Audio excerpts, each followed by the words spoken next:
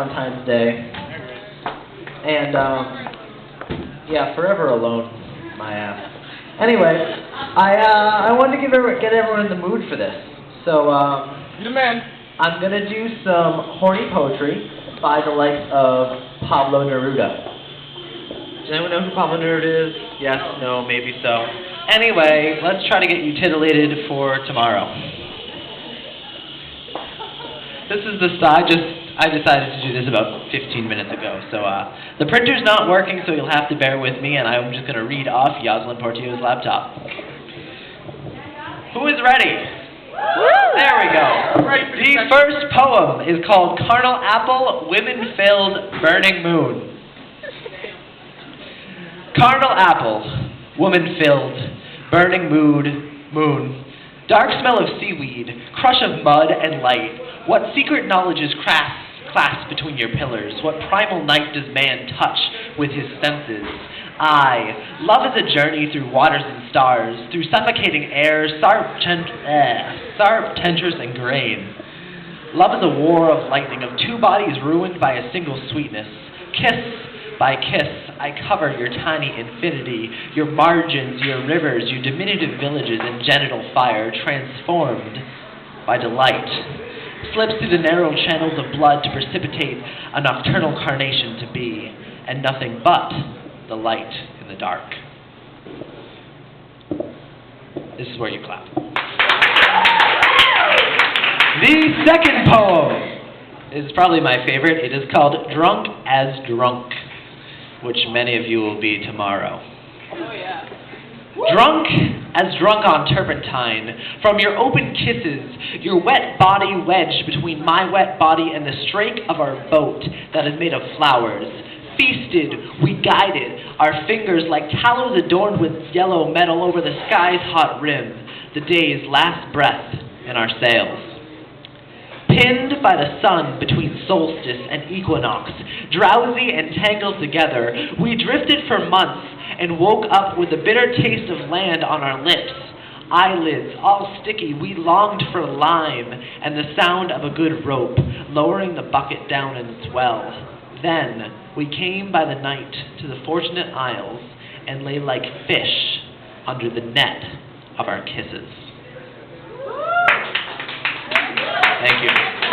I heard a mention of Forever Alone out there. Who is Forever Alone? Yeah. There we go. Oh, you sad people. Anyway, Pablo Neruda, at the age of 19, wrote his most famous poem called Sonnet 19, or, as I like to call, Tonight I Can Write the Saddest Lines, which is pretty much the largest Forever Alone poem I have ever read. So this one's for you guys. Yeah. Tonight I can write the saddest lines. Write, for example, the night is starry, and the stars are blue, and they shiver in the distance. The night wind revolves in the sky and sings. You know, tonight I can write the saddest lines. You know, I loved her, and sometimes she loved me too. Through nights like this one, I held her in my arms, and I kissed her again and again and again under the endless sky. She loved me. Sometimes. I guess I loved her too. How could one not have loved her great still eyes? Tonight, I can write the saddest lines. To think that I do not have her, to feel that I have lost her, to hear that immense night still more immense without her, and the verse falls to the sound like dew to the pasture. What does it matter that my love could not keep her? The night is starry, and she is not even with me. This is all. In the distance, someone is singing. In the distance, my soul is not satisfied that it has lost her. My sight tries to find her as though still to bring her closer. My heart looks for her, and she is not with me. The same night whitening the same trees, we of that time are no longer the same. I no longer love her, that is certain. But how I loved her. My voice tried to find the wind, to touch her hearing. Another's. She will be another's.